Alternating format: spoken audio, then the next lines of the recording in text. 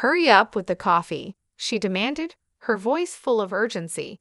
This is why people who drop out and aren't even good-looking are just terrible at their jobs as housekeepers, my sister-in-law said with a smug expression on her face. Her words stung, and I was about to say something back, but then something unexpected happened. I noticed her fiancé standing nearby, and just as I caught his eye, there was a sudden, surprising hug. It was so out of the blue that I didn't quite understand what was going on. But somehow, that hug changed everything. It felt like the roles between me and my sister-in-law were reversed in an instant. Let me introduce myself. My name is Lauren, and I'm 37 years old. One of my favorite things to do is fall asleep while watching videos of my child's dance recital. My child is the best, an absolute angel. The way they move their tiny limbs and their adorable little butt during the dance is just the cutest thing ever. Spoiling my child is something I love doing because, to a parent, their child always seems more special than any other. And now that I'm thinking about it, maybe that's how my sister-in-law, Lily, was brought up too. Let's go back a few years to when I had just become a newlywed. When Jack, my husband, proposed, he mentioned that he wanted us to live with his parents after we got married. I was nervous at the thought, but I agreed. Moving in with my in-laws, Frank and Olivia, in their duplex, was a decision that many say doesn't work out well. But to my surprise, Frank and Olivia were incredibly kind, which put me at ease. Feeling reassured, I was happy to go ahead with the wedding plans. But things didn't stay smooth for long. At first, everything seemed fine with my in-laws, but things started to get strained with Lily. It began when I visited Jack's family home to discuss wedding details and registration. A relative of Jack's who was visiting at the time made a comment, saying, "Jack, you've got yourself a pretty bride." I felt flattered, but at that moment, I noticed Lily glaring at me with cold eyes. Frank, Jack's father, responded cheerfully, "Jack's lucky to have such a beauty." But when I glanced over at Lily again, I thought I saw her glaring at Frank too. At first, I thought I was just imagining things, so I brushed it off and soon forgot about it since we didn't see each other for a while. However, on the day of the wedding, something strange happened. Lily showed up wearing a white dress.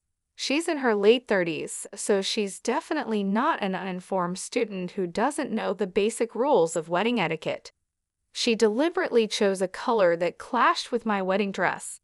Naturally, my in-laws and Jack were shocked and asked, "What were you thinking?" But she simply replied, "This was all I had." According to my in-laws, Lily had left the house wearing a different colored dress and must have changed into the white dress on her way to the wedding, doing so sneakily. Changing clothes in secret like that can only be seen as a malicious act. To make matters worse, she even made a snide comment about my wedding dress, saying, "When Lauren wears it, it doesn't really look like a wedding dress, more like a cheap $250,000 dress. I guess it depends on who's wearing the fancy clothes." Then she just walked away.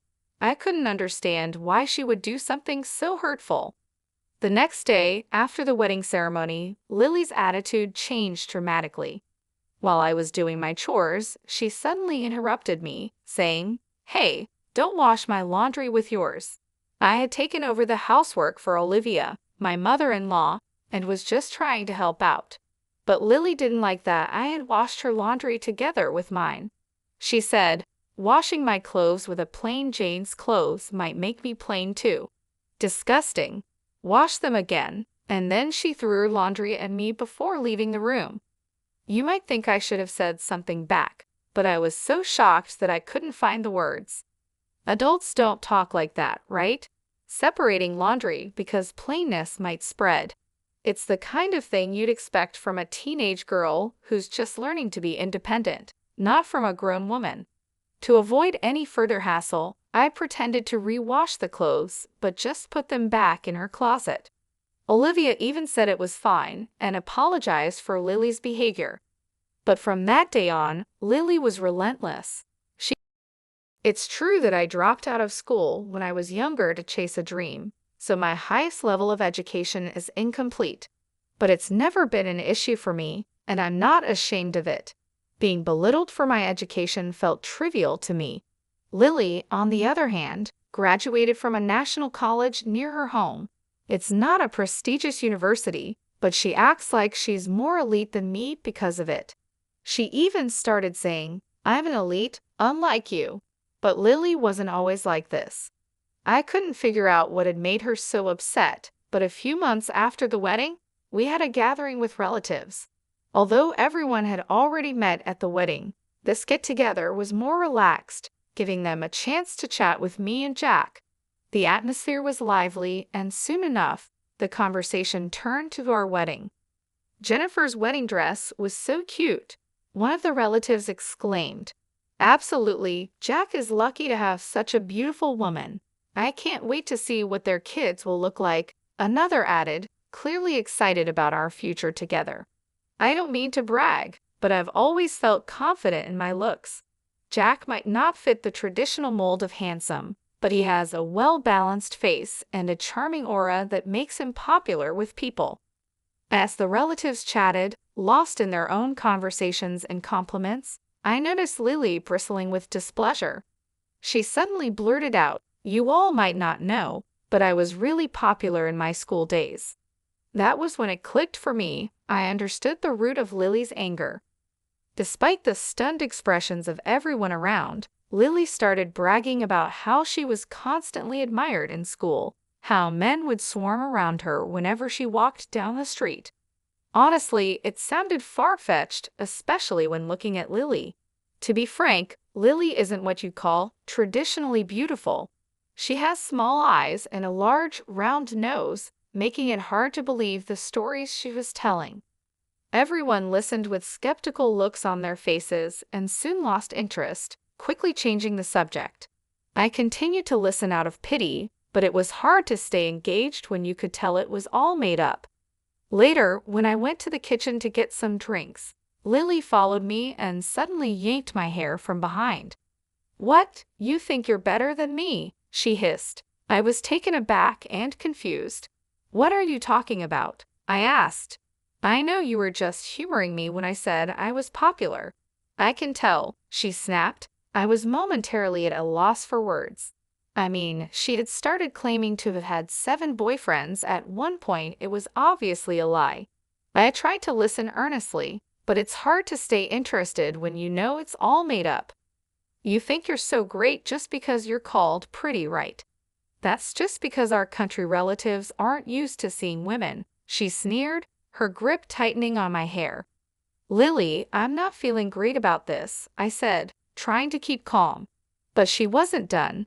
"Shut up," she shouted, yanking my hair even harder. "In this house, no. In this neighborhood, I'm the cutest. I've been told I'm cute since I was a child. Don't get cocky just because you wear makeup." Lily, who couldn't become prettier even with makeup, continued to accuse me. Okay, you're the cutest, Lily," I said, trying to pacify her. "See, you're just saying that," she snapped back. "Dropouts like you with your fake concern are so obvious." She pushed me, releasing my hair, and I fell hard to the floor. Satisfied, she spat in my face and said, "Don't get carried away just because you're called cute." "I'm the cutest," Lily declared as she walked away. This incident, of course, had to be reported to Jack and my in-laws. When I shared the story, everyone had a not again expression on their faces. I learned that Lily is a narcissist with an inflated sense of self-esteem, just like she acted at the family gathering. It turns out the root of this behavior was her late grandfather, who doted on her as his only granddaughter. He always told her she was cuter than celebrities on TV, which apparently skewed her perception of beauty. Because of this, she seems to believe she's the epitome of cuteness. This caused her trouble with classmates when she was younger, leading to conflicts. Everyone apologized to me for the inconvenience, but said there was nothing they could do. It seems Lily won't listen to anyone, according to Jack and the in-laws. I understood, but it was frustrating to hear that nothing could be done. especially when Lily's behavior wasn't just verbally abusive but also physically harmful. I thought to myself, they should do something about it. I even started considering divorce so soon after getting married. But then, within just 2 weeks, Lily brought home a man, introducing him as her fiancé. We were all surprised, as none of us had even heard that she was dating anyone. Her fiancé, Eric, was a serious-looking man with glasses, who seemed timid and kept his head down. Lily, on the other hand, was acting tough and domineering. There was no sign of affection or intimacy between them, making me wonder if he was really okay with marrying Lily. While I was preparing coffee in the kitchen, lost in thought about the situation, Lily started berating me again. "Hey, housekeeper, hurry up with the coffee. This is what happens when dropouts who are unattractive try to do a simple task. Don't keep my fiancé waiting. If this engagement gets called off, it's your fault," she snapped. Jack and the in-laws tried to calm her down, telling her that enough was enough, but she wouldn't listen. Just as I was about to respond, Eric looked up at me. His gaze was so intense that it caught me off guard. I was speechless and asked, "What? Why are you looking at me like that?" Then suddenly he exclaimed, "Sandra," and hugged me tightly. Lily, taken aback, let out a confused "huh." Everyone in the room was shocked. Eric continued, "You've been doing well. I was worried about you after you retired. There's no information about you online." I was flustered and mumbled, sorry." Eric quickly let go, realizing my discomfort. Lily, still confused, asked, "What's going on? Are you a fan for my marriage?" Eric, now more confident, proudly responded, "Yes, I'm a fan of Sandra." He seemed so different from the timid person we had seen earlier. Olivia, puzzled, asked, "Sandra, who's that?" Jack then explained, "It's the idol group Lauren used to be part of, right?" I nodded silently, unsure of how to respond. Amy Maria, later known as Amy and Maria, was the musical group I was part of during my teenage years. I moved to the city at 17 and performed under the stage name Mime Pew until I was 20. While Amy Maria wasn't world famous, we had our share of popularity. Unfortunately, the group disbanded because of some members' misconduct, and I left the music industry when I was 21. I had been a lead member and the group's leader, and it was because of this that I dropped out of school. I chose to follow my dream, working part-time jobs to support myself, and I've never regretted that decision. Back when I was a teenager and later decided to marry Jack, I was working at an apparel shop. I had never mentioned my past as a musician to my in-laws or to Lily. The topic just never came up, and I felt it wasn't relevant to my current life. "Wow, you were a musician. That's amazing. Why didn't you tell us?" Olivia exclaimed, thrilled to learn something new about me. "I had some fame, but it wasn't enough to appear on TV," I explained, feeling a bit embarrassed about it. I didn't really think it was worth mentioning. Now, being reminded of that part of my life in front of everyone, I felt a mix of emotions: pride, nostalgia, and a bit of embarrassment. Eric, still glaring at Lily, said, "Lily, you just said some harsh words to Sandra, didn't you?" Lily stumbled over her words, clearly taken aback by the sudden attention. "Oh, well, she muttered, not sure how to respond. Eric didn't let up. "How could you say such things to Sandra? What right do you have to act all high and mighty?" he snapped. "You ugly girl." Suddenly, Eric's anger flared, and he lunged at Lily, leaving everyone in the room stunned. "What? These two are engaged," someone whispered in disbelief. I quickly intervened, trying to calm the situation down. "Eric, calm down. I'm not bothered by it. Don't be so harsh on her," I said, turning to him, but Eric wasn't ready to let it go. "No, Sandra, you're wrong." Eric raised his voice, his frustration clear. "She only approached me because I'm a doctor. She said she would marry anyone if it meant bragging to her sister-in-law." "That's not true, Eric," I said quietly, trying to de-escalate the situation. But Eric wasn't done. A girl who proposes just after 3 weeks of dating means nothing to me, he said, his voice heavy with disappointment. We were all dumbstruck by the unfolding drama. Apparently, Lily had planned to marry a high-status man just to boast to me. She had told people she'd caught a doctor husband because of her education. Before our wedding, Lily had scored her contacts, attending any dinner party and approaching any man with good prospects. Of course, it wasn't easy to find such a perfect match. Initially, she had casually confessed to handsome men or those in high corporate positions, but she faced nothing but failure. A few weeks later, Lily met Eric, a doctor. Not wanting to lose the chance of being with someone who earned a good income, Lily set her sights on Eric.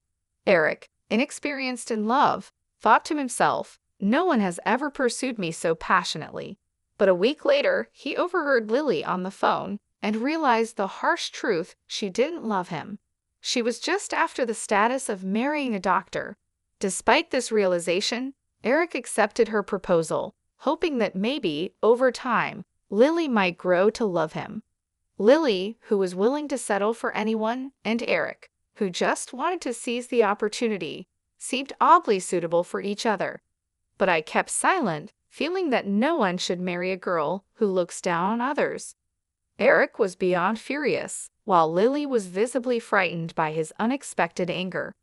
Normally mild-mannered, Eric was enraged, which took everyone by surprise.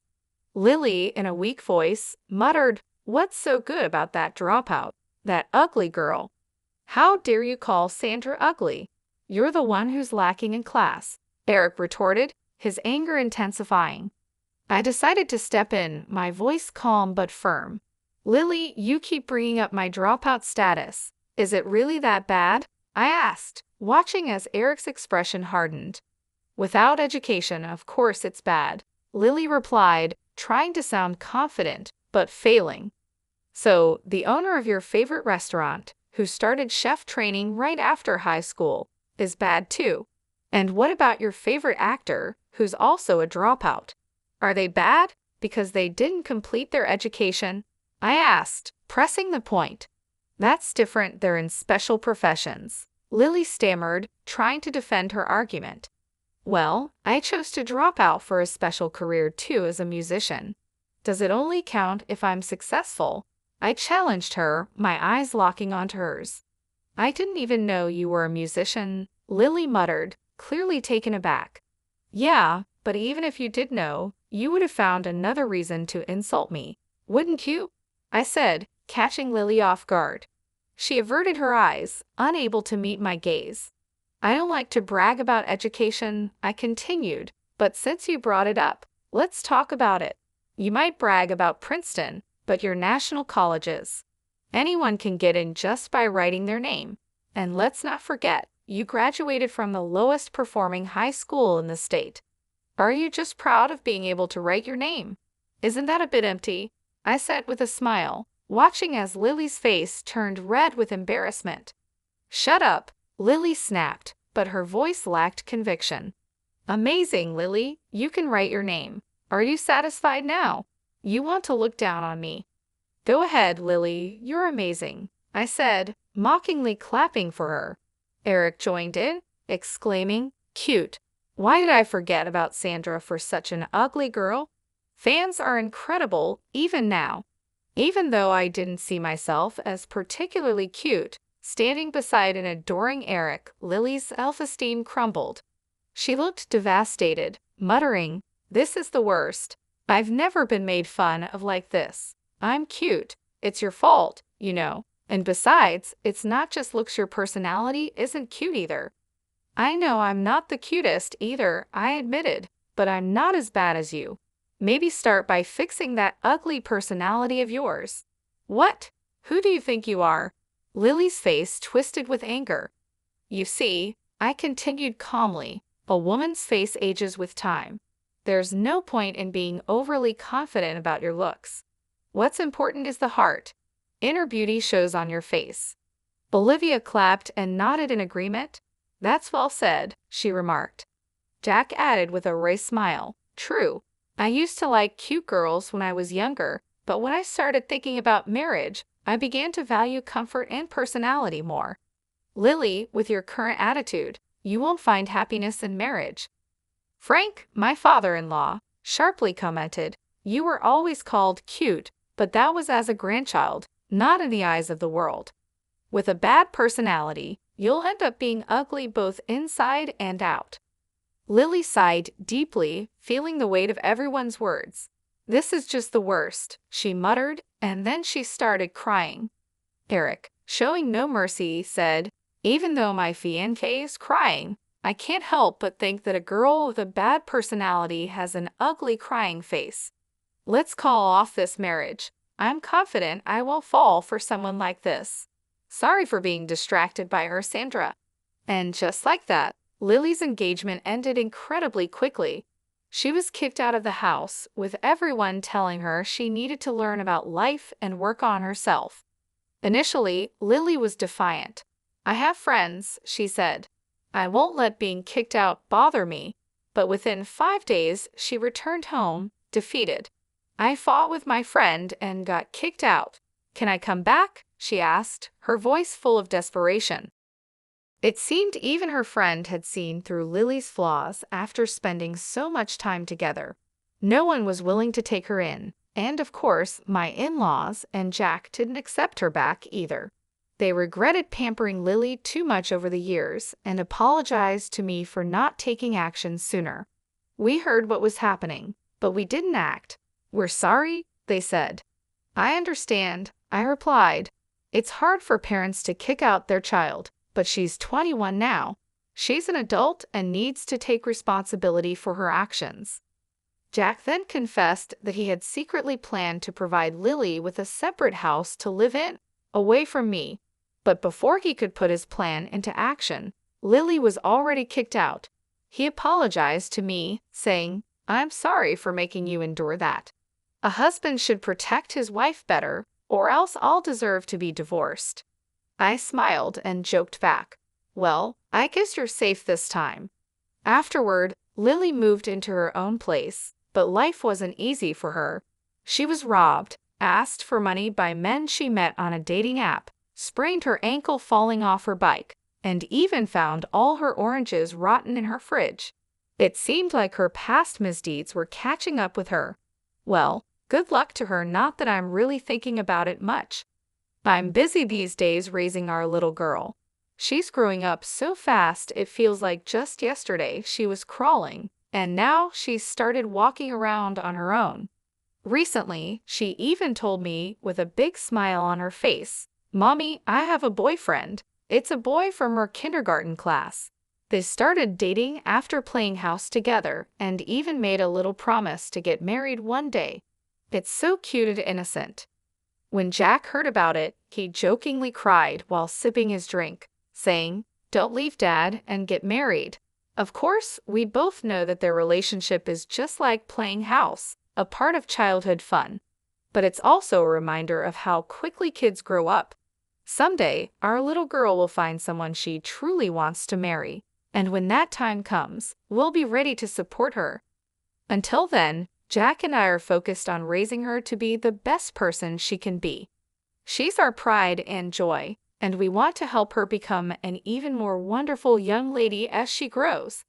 But right now, the road to becoming a lady is still long, filled with learning moments and playful adventures. Speaking of which, she just made a big mess in the living room, so it's time for a little lecture and a cleanup. Every day brings new challenges and joys, and I'm excited to see the person she'll become.